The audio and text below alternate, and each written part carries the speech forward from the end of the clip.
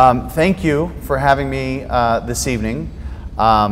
With me, I am the Urban Design Director for Treasure Coast Regional Planning Council, and tonight we have Tom Lanahan, our Executive Director, and I believe we may have a few others here later as well.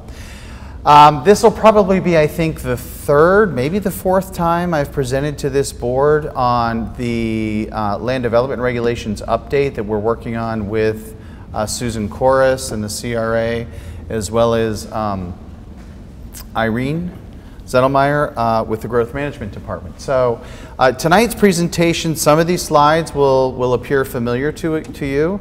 I'll try to go through it quickly so that we've got time for discussion.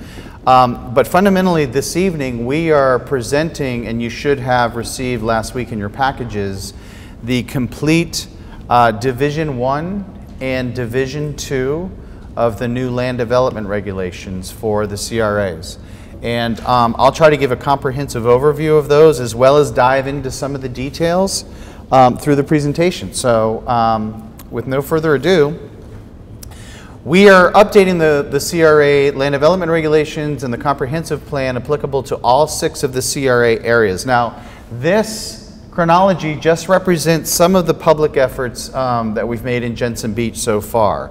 I met with each of you individually. We've had a number of stakeholder presentations, a number of presentations, a workshop update here, etc. So we've been, it's felt busy. We've been pretty busy, we think, since August of last year to get to this point. This is the overall schedule. I don't expect you to read that, but you'll be able to see each of these bars. Can you see this? Does that show up on the screen? Not really very well.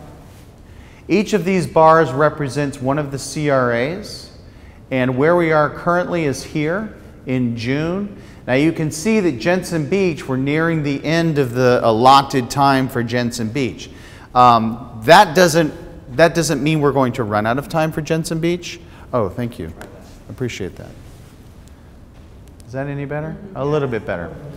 What we discovered, though, when we set up this schedule way back when, it was ambitious, we knew, to begin with. But what we didn't calculate, what we couldn't really foresee, was that there was going to be an awful lot of front-end work with the comprehensive plan as well. We didn't anticipate really getting into the comprehensive plan. But lo and behold, we're here this evening to actually ask you for a recommendation of approval, because we are scheduled to go before the CRA board, the LPA, as well as the Board of County Commissioners, assuming we get through this evening.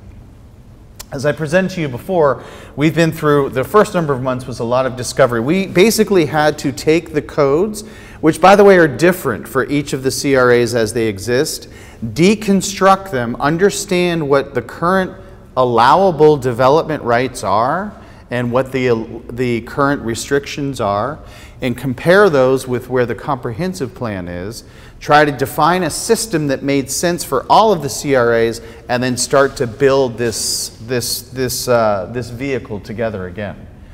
One of the things I like to point out, we're actually starting this month our work in Hobe Sound as we are kicking off a new CRA every 3 months. But we do like to remind everyone, or try to reassure folks that are involved in the CRAs, that the original vision of Jensen Beach, as it was established back in 2000 and 2002 and then reaffirmed in 2009, hasn't changed. What we're trying to do is adjust the system that implements it, so it's easier to implement and more flexible to implement. We have been doing additional renderings as well. This is something that I think we showed you last time, which is sort of the potential full build out of the area with incremental build out and some creation of new streets, etc.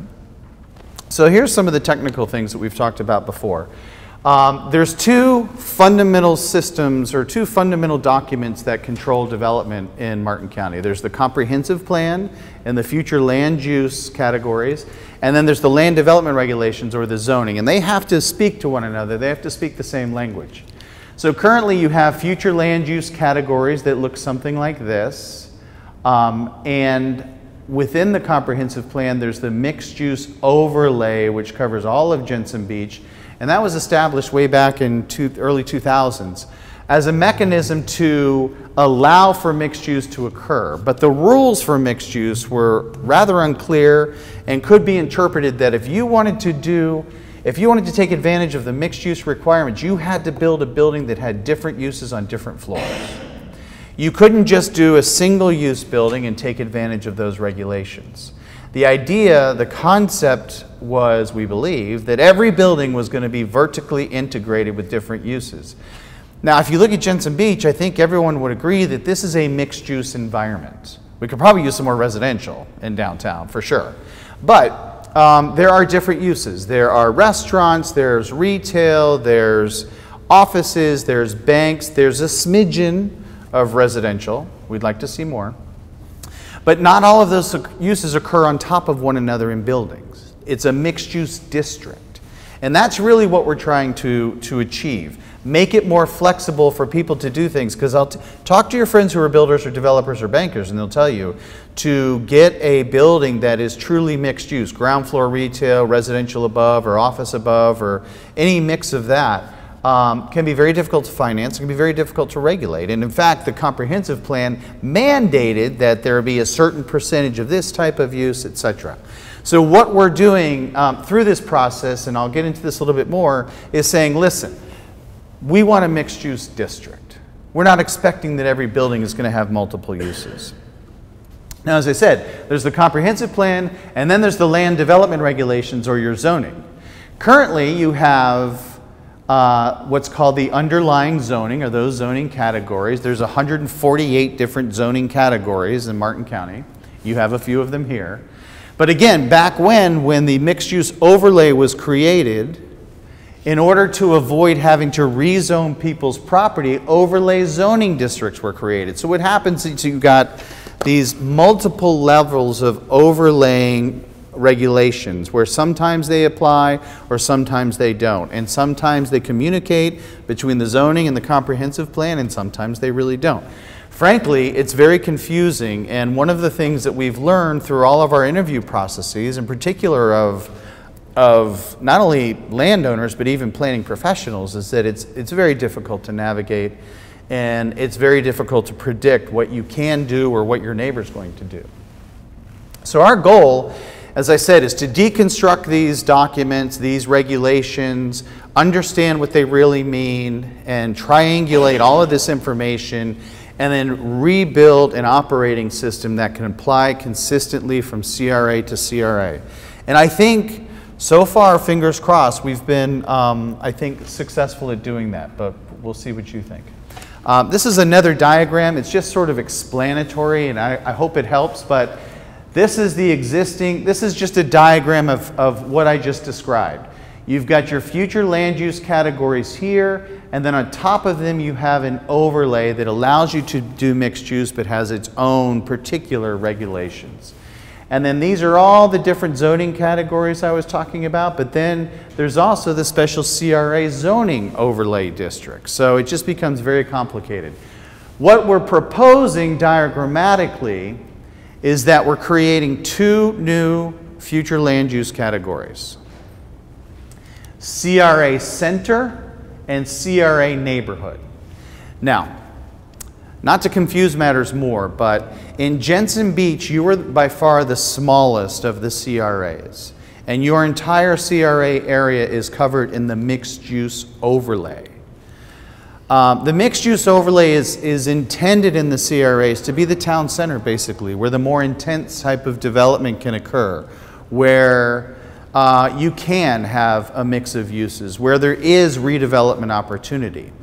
Now, in places like Port Salerno or Hobe Sound, there's vast amounts of CRA area that are not in the mixed use overlay. In fact, they're predominantly single family neighborhoods. So what we've done is we've created the CRA Center future land use category that more or less follows the boundaries of what was the mixed use overlay areas. And we've created a new future land use category called CRA Neighborhood. That's for everything else. So that when we're working in CRAs like Hobe Sound or Port Salerno, where there are large existing single family neighborhoods, you know, we're creating new land use categories for them to protect them pretty much as they are, not to encourage redevelopment or turn them into something else. Now, some of the land use categories aren't really going to change, like recreational, we're not really impacting that. Industrial, working waterfront or commercial waterfront, those are carrying forward, and you'll see that in your plan. And then what we did with the zoning is the idea is that in the areas that are impacted, you know, in the CRA center or neighborhood, we created new sub-districts. And I'll talk to you about how that works.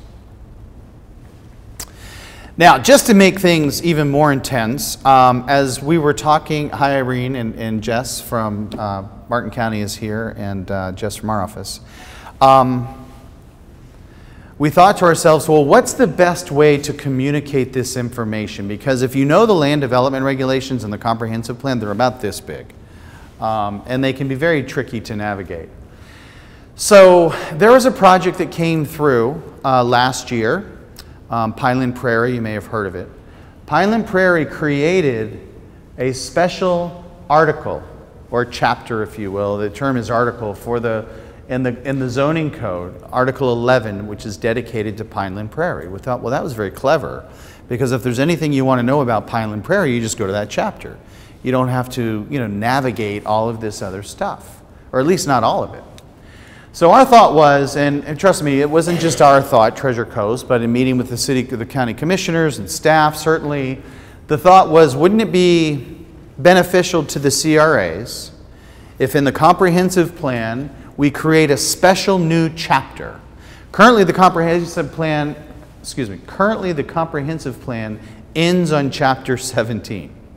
So our thought was, let's create chapter 18. It's a new chapter dedicated just to the comprehensive plans. So the overall vision for the CRAs and some of the vital dimensional requirements like density and height, you know, will live in this chapter as opposed to being sprinkled throughout the comprehensive plan and other places. And I think to a large extent, most of that has been pulled into chapter 18. Now, Irene is going through with the growth management department, and they're actually marshaling this forward. This was just presented to the CRA board last week, the chapter 18. But in addition to that, we thought, well, right now, you know, the land development regulations finishes on Article 11. So let's create Article 12, which is the zoning code dedicated to the CRAs. So not only are we creating new categories, but we're creating a new home for all of these things to live that hopefully makes it easier for investors and staff and residents to understand what they can do with their property and what they can't do. So what we're focusing on really tonight is Article 12. Article 12 being the land development regulations, our special chapter for the CRAs. Now, Article 12 is broken into a series of divisions, and these are the documents that you've been provided. Division 1 we sort of call the preamble. It has stuff like purpose and intent, and, you know, adoption and how you modify the code, and a lot of administrative and procedural stuff. But it also has general information that applies to all of the CRAs. Like, for instance, each of the CRAs will have what's called a regulating plan. I'm going to talk about that in just a minute. That's your new zoning map. Well, in Division 1, we talk about generally what that is and why it's important. As we talk about generalized street standards and parking standards and stormwater standards. So anything that applies to all of the CRAs is in Division 1. And we've been really clever here. You'll see the way that we've numbered this. So it's 12.1.01. This is really wonky planner stuff, I know. But so this is Article 12, Division 1, subsection 01. Article 12, Division 1, subsection 2. And that's kind of how the numbering system works out. So you always know that you're in Article 12, and you always know that you're in Division 1 here. Now, Division 2 is the Jensen Beach Code. and then Division 3 will be Rio, and then Division 4 will be Old Palm City, and subsequently like that. So the way it'll work is that the Article 12 starts with Division 1, the preamble that has all the general information, and then Division 2 is Jensen Beach, and then Division 3 will be Rio, etc., etc. Now, not only do we think that this is a relatively clear way to approach this, there's also an approval strategy to this too. And let me see if I can blow your mind with this. The rules that are in place today in the comprehensive plan and in the code have to remain in place until the last CRA is adopted. Okay? We can't orphan the other CRAs, meaning like we can't strip them of regulations. So the old regulations have to remain in place until the last one is adopted. And this just helps us sort of track that, you know. So when Golden Gate adopts this, hopefully next year or later this year, we'll then go back and repeal and replace all the old stuff that doesn't apply anymore. So this is just a quick recap. We're replacing the existing future land use designations with two new categories, CRA Center and CRA Neighborhood. However, as I said, we're retaining institutional, industrial, commercial, waterfront, etc. This overlay business that I talked about before, the mixed use overlay, which has caused a lot of confusion over the years, is going away. It's being eliminated. We're simply allowing by right residents and investors to do mixed use if they wish. And I'll show you how we fine-tune that a little bit more in a moment. Now this is, each of the CRAs is to be rezoned to a single category. Now let me take a minute on this. So you've got a zoning atlas in Martin County that shows all the different zoning districts, and it's intense. You know, the number of different zoning districts. Rather than on that atlas try to show all the new districts that will be in Jensen Beach and all the new districts that will be in Port Salerno, etc., we thought, and think of it this way, we're leaving a trail of crumbs, if you will, of instructions for an investor or a property owner or somebody to follow to get to the answers that they want. So rather than try to cram all that information on the map, we said, well, why don't we just say there's one zoning district in Jensen Beach, and that's called Jensen Beach CRA zoning district. Pretty simple. But within that, there will be a series of sub-districts. Okay? The reason for that is that if you're looking to invest in property, you can go to the zoning atlas and see, okay, here's the CRA. I need to go to the Jensen Beach zoning district, and that's in Article 12. I go there and I see what division it's in, and then it defines for me what the sub-districts are, how we break it up even further. But rather than try to provide that amount of detail on this overall atlas, we thought that this would be, it's an extra step, but we think it's a way to help refine the focus for each of the CRAs. So Jensen Beach will be rezoned Jensen Beach CRA. However, within that, you'll have sub-districts called core, general, possibly edge, waterfront, and then if you had industrial and corridor, you would have that as well. And then the same for the CRA neighborhoods. We'd have sub-districts of multifamily, detached homes, and mobile homes. Now, Jensen Beach, like I said, on one hand, you're really pretty straightforward because you're just one small district, if you will, that was all within the mixed-use overlay. As I said, you've got your existing future land use in the overlay. What we're proposing is this. The vast majority of the property in Jensen Beach gets a future land use of center. And then the waterfront commercial is brought forward, as I mentioned before. Your previous zoning districts, your underlying zoning, and then those overlay zoning districts, they are becoming this one zoning category here, which is called Jensen Beach CRA.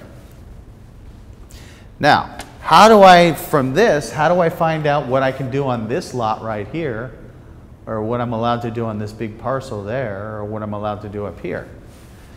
Well, that's where the sub-districts come in, and it refines the directions a little bit further, the instructions a little bit further. So I mentioned earlier something called a regulating plan. This is kind of a term of art. It's essentially a zoning map, but with more stuff added.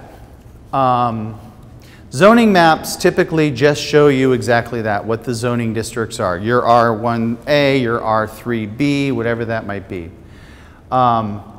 What the regulating plan does is it also identifies sites for future civic locations or locations for future civic sites.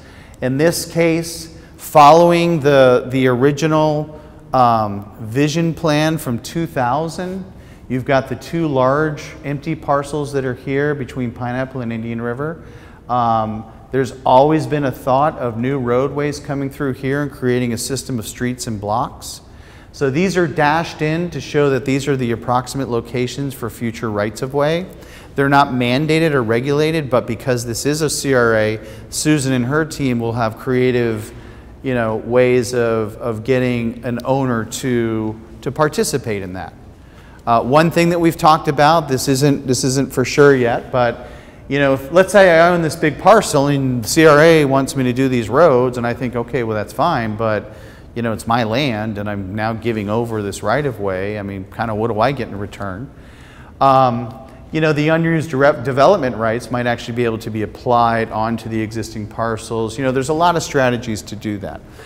From the very beginning, there's been the desire for the church, the historic church here on Church Street, to remain and become part of a civic, either a green or some sort of public plaza, something like that. So the zoning map, which we're calling the regulating plan, actually gives you that information. So that when you're looking at this, you're not getting information piecemeal. We're trying to provide as many clues to what the community vision is through this one document. There's also something very important which the zoning map might not typically show. Irene, you'd be able to chime in on this. But this parcel here, we've identified as a special parcel right at the end of the boulevard. It's a marine services area. That is strictly prohibited from having residential uses.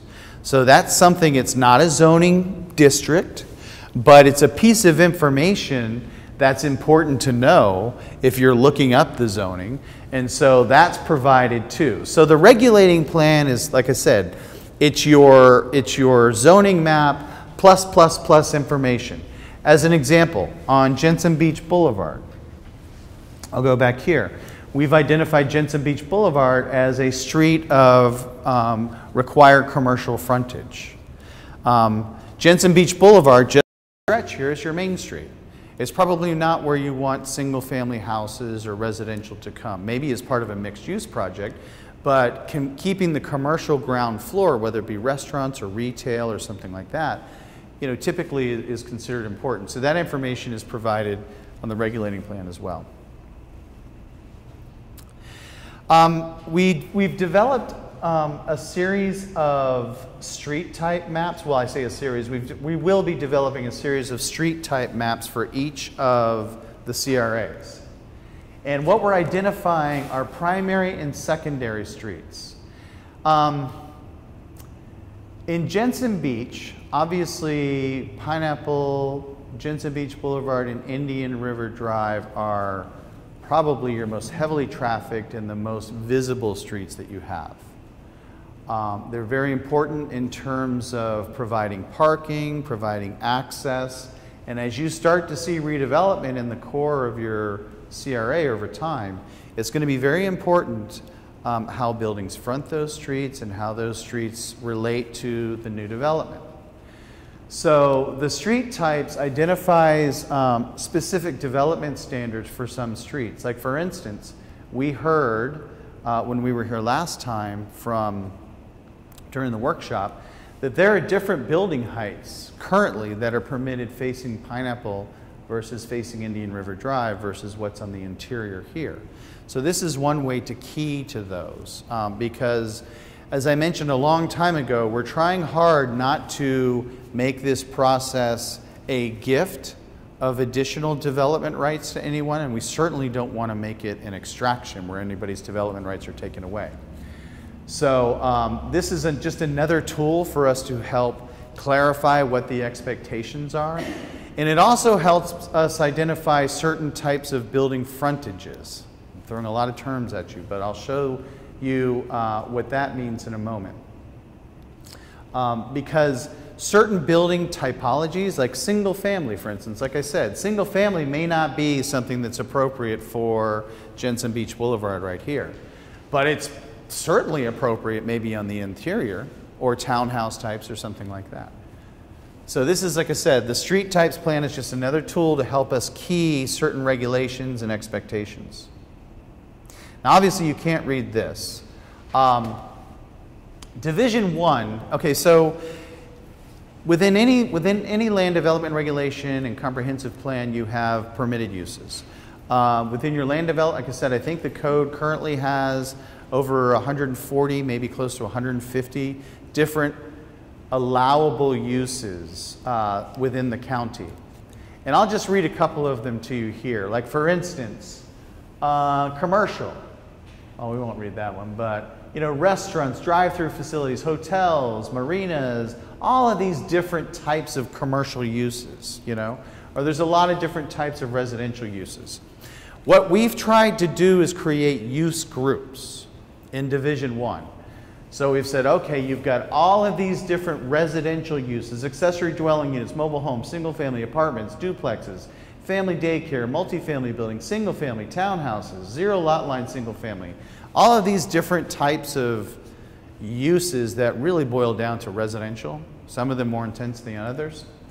So our goal was to take all of these different uses and group them so that these 20 some odd uses would actually become 5 different groups.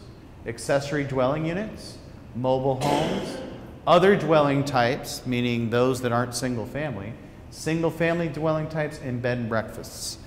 And these are grouped that way for a few different reasons. Number one, because of their specific use, but also the intensity and sometimes the building size that's required for them. Bed and breakfasts typically are going to be a little bit, have more activity than a single family home. So you may want to be careful about letting bed and breakfasts in certain areas. Apartment hotels and duplexes and apartment buildings function differently than single family homes do. So that was the reason for creating these use groups, and we've done them for the primary or for all of the uses that are the permitted uses that are allowed. So what we've done, and this is just kind of to show you diagrammatically, 148 existing uses within the county's LDRs, and we've created 6 different use groups. Residential, which has 5 subgroups that I just described, mobile homes, single family, other dwelling types. Agricultural, commercial, public and institutional, industrial, and why do I always forget what the TCU is? Transportation. What was it? The transportation communication, right. So, and basically that's its own group of one subgroup.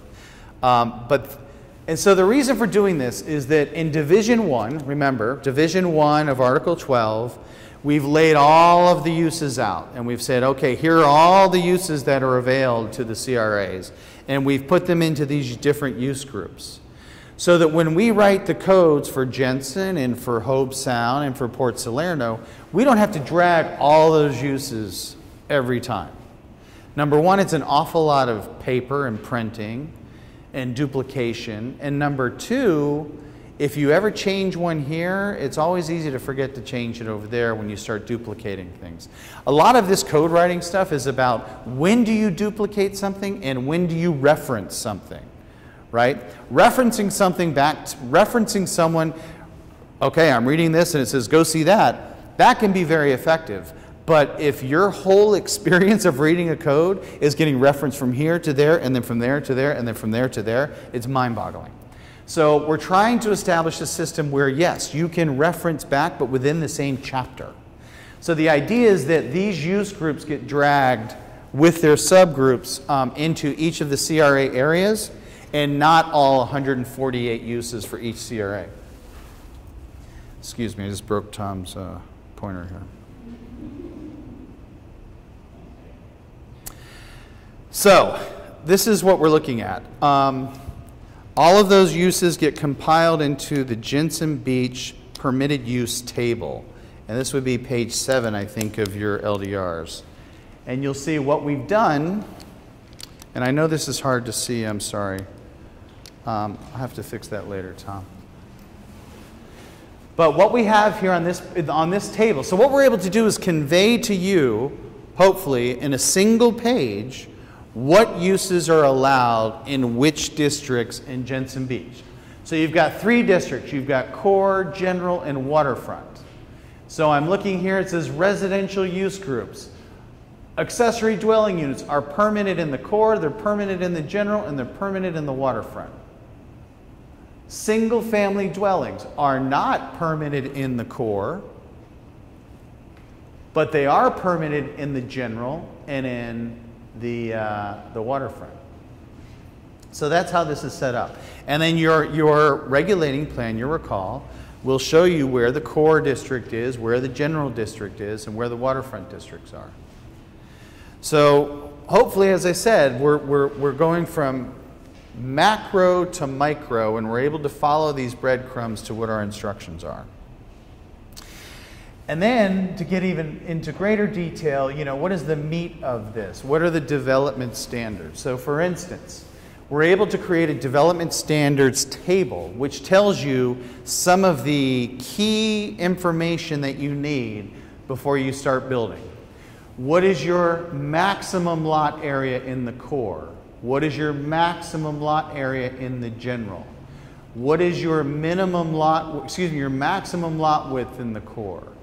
What is your maximum building height? Now, this is a substantive change I should point out to you. We are not recommending to increase building height in terms of number of floors, but we are looking through the comprehensive plan and through the LDRs to provide some relief in terms of overall building height from 35 to 40 feet.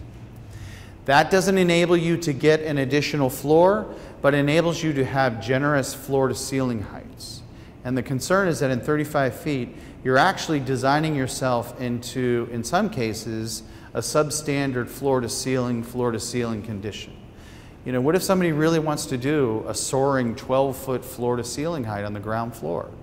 And then 10-foot ceilings. I mean, that's very common in the industry these days. So when you add it all up, you were constantly exceeding, or getting very close to exceeding. And of course, then where do you measure it from? So the thought was to allow for an additional 5 feet for buildings that have 35 feet today. But I'm sorry, maybe I don't need to clarify this, but this is a zoom in of this guy here, this top part of the development standards. So this one page gives you a lot of information about, your lot size, your lot coverage, your building coverage, all of that stuff, which is very important. And what's important to note is that there have been no substantive changes between what the current allowable development standards are and what the new development standards state.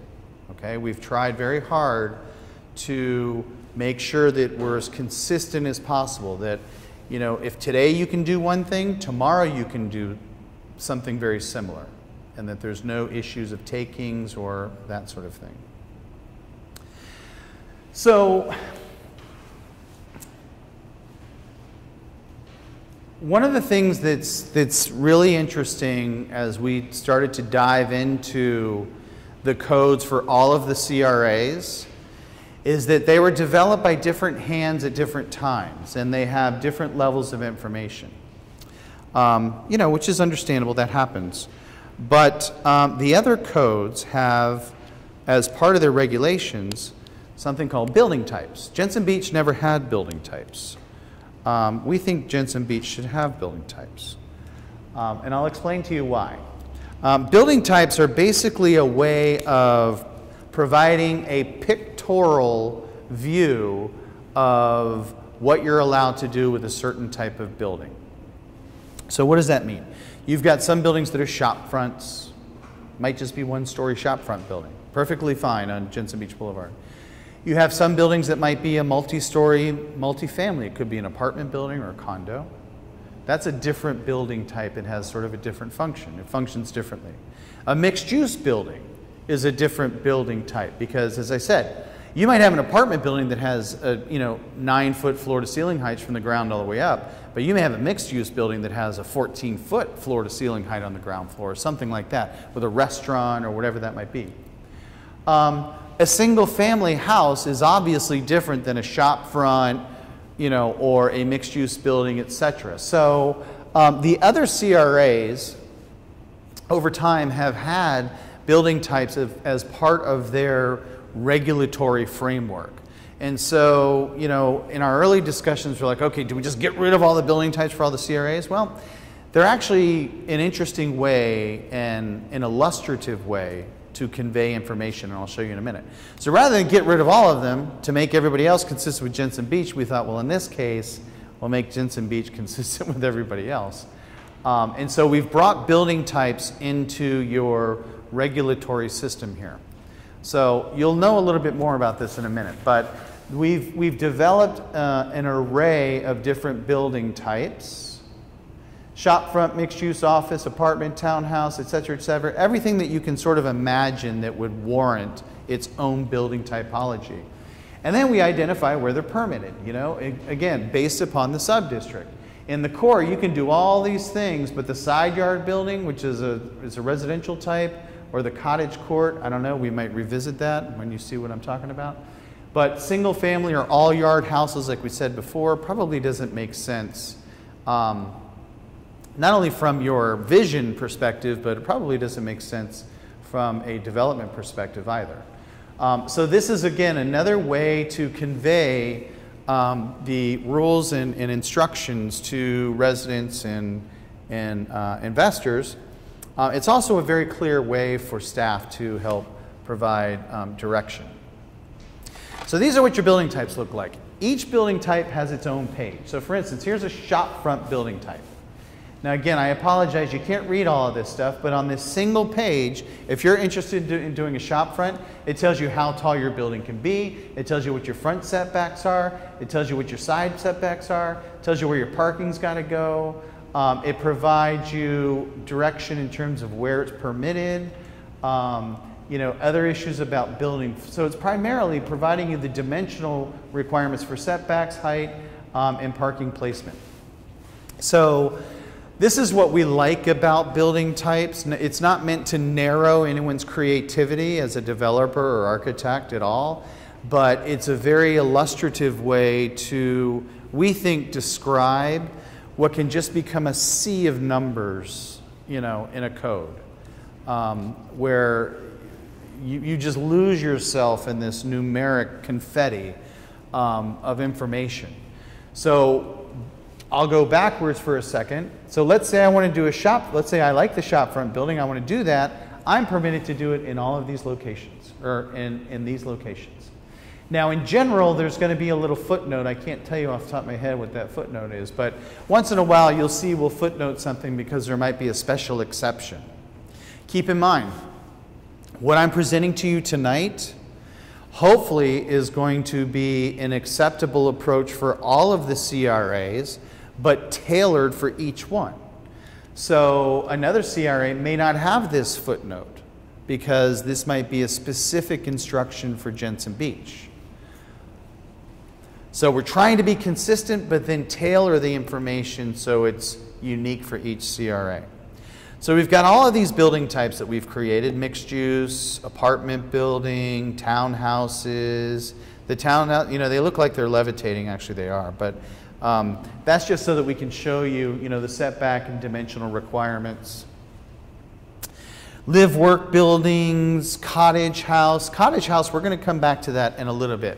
Cottage house is kind of fun. It's not unlike what you see here on Maple Street, across the street, or all around here. These sort of smaller houses. And we've got in fact, Irene came up with a brilliant idea that I'll show you in a few minutes that we're still working on. Well, here it is. One of the things, and this really has come up in Jensen actually, because of the arts cottages that are here and the assemblage of things It's such a wonderful little environment that's been created. You know, there's little spaces that are indoor or partially indoor, outdoor, etc.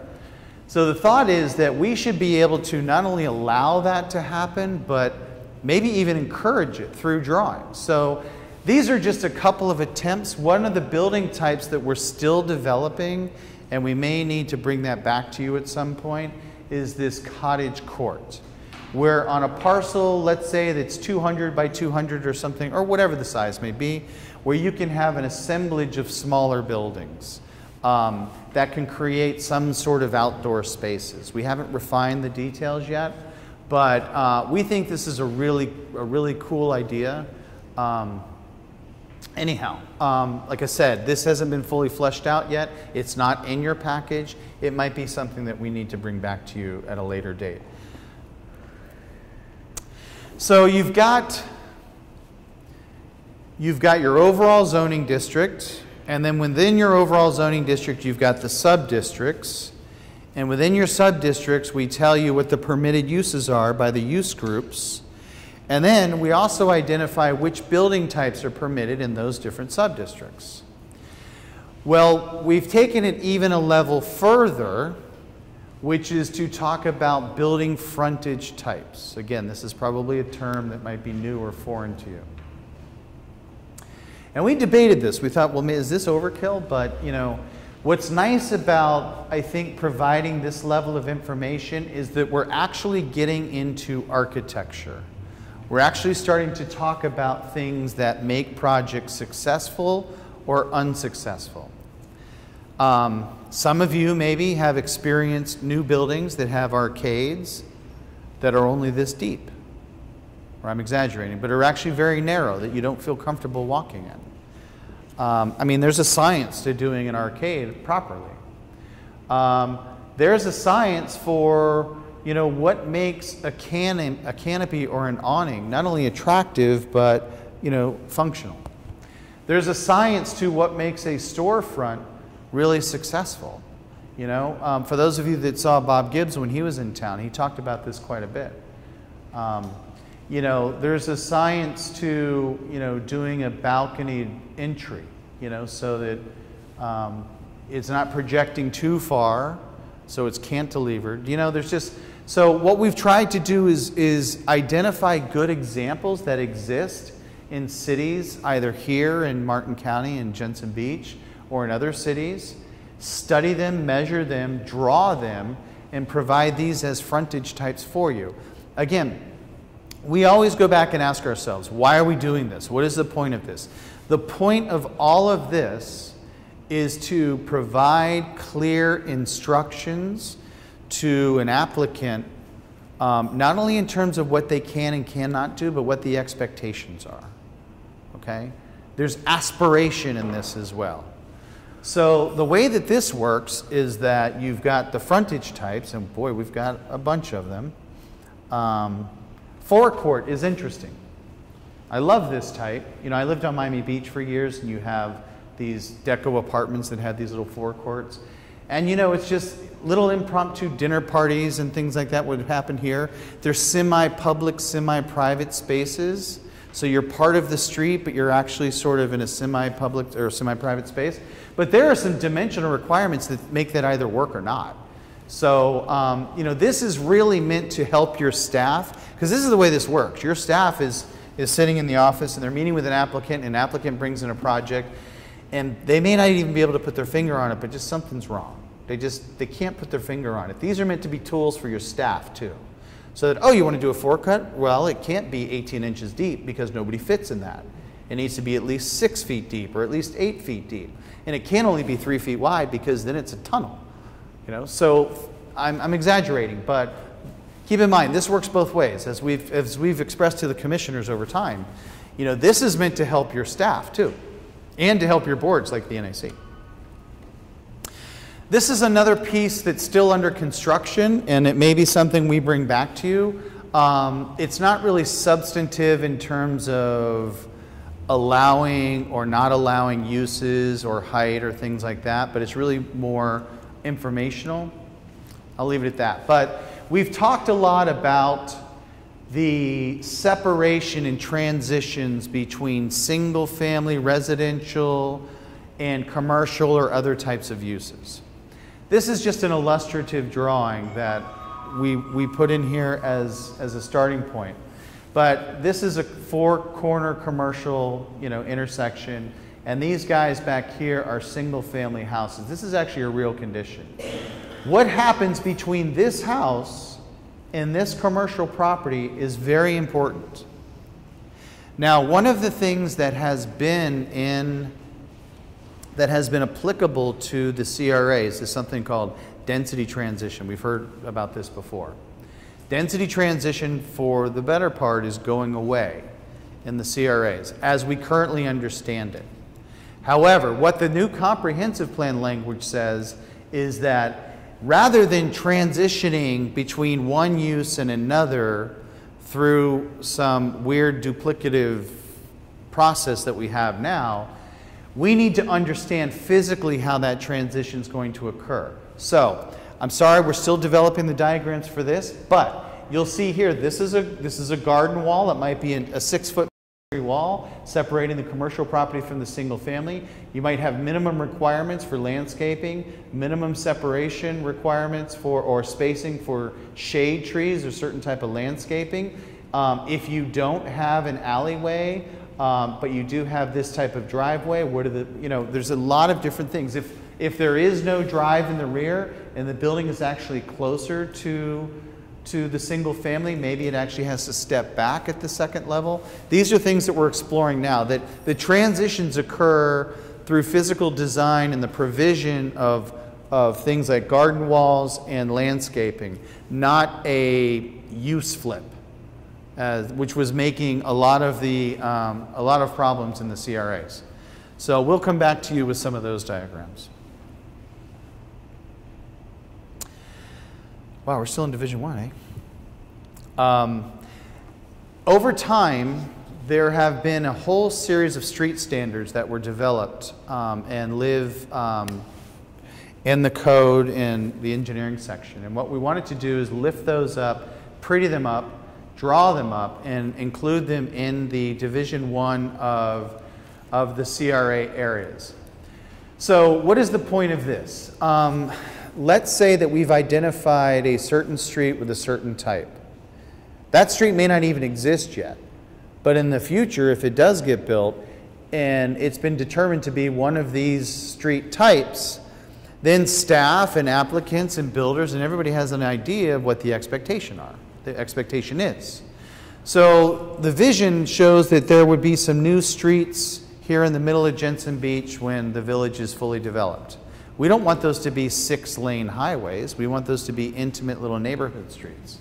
So the idea is to provide instructions for what street types go where. And we've developed a lot of those. I'm not going to go through all of them this evening, but we started with the existing ones and we're building them as we continue with each of the CRAs. So just a little bit about, and I promise I'm almost done, just a little bit about the process going forward. Irene Settlemeyer from Growth Management is here tonight. Thank you, Irene. And she is marshaling forward what we affectionately call CPA 1810. And that stands for Comprehensive Plan Amendment 1810. And that's basically Chapter 18. I like the name Chapter 18 better than CPA 1810, but that's just the way it works. And as I said, those comprehensive plan amendments that will enable these things that I've described to you tonight to happen is already going through the board review process. A key thing that it does is it creates the CRA Center and the CRA Neighborhood future land use categories. That's got to get done first. We can't do all of this unless the comprehensive plan is in place already. Step 2, as we've described at length tonight, is the creation and adoption of Article 12. And in our case this evening, it's Article 12, Division 1 and Division 2. Division 1, again, being the preamble, Division 2 being the dedicated land development regulations to Jensen Beach. So there are three discrete components to this adoption. One is, or the request, I guess, that we would be making of you this evening. One is to recommend approval of the amendment of the future land use map that would create the new future land use designations that I described. Two would be a recommendation to adopt the new land development regulations, or the LDRs, which is Article 12, Division 1 and Division 2. And then a request to recommend approval for the amendment of the overall zoning atlas for the county to show that Jensen Beach now is Jensen Beach CRA zoning district. Irene, did I miss anything? Okay, as far as the process goes, I think that's kind of it. And this will happen for all of the subsequent CRAs as we go forward, hopefully. We got our fingers crossed. But we're doing our best to try to be as open and clear about what we're up to. And then finally, at the very end of this, if somehow we're successful in all of this, once the last CRA has adopted their LDRs, which would be Division 7, which would be Golden Gate, we would come back and do what we call a repeal and replace, where all the old stuff that used to apply, the mixed use overlay, things like that, gets jettisoned. And then now we're just living with these two discrete documents that would regulate the CRAs, the Chapter 18 in the Comprehensive Plan and Article 12 and the LDRs.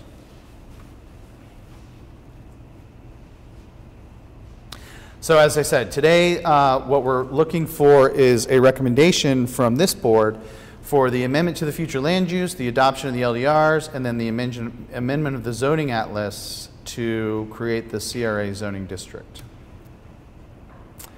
Again, this is the schedule where we are, and here we are today.